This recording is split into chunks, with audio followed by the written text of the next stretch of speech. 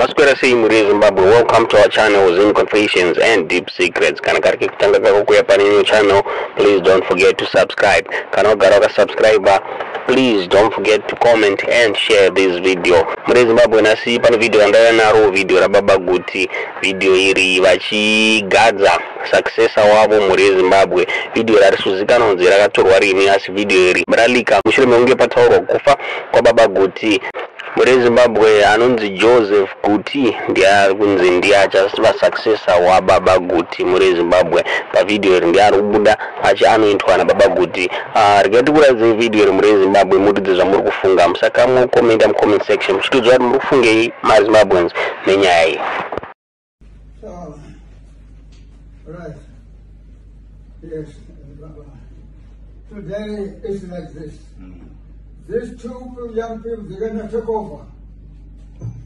We will be behind.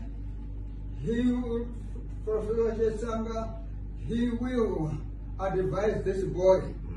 He will remain as advisor for Teresa.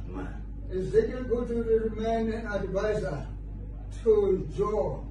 He is now acting as a chancellor, taking over as a chancellor.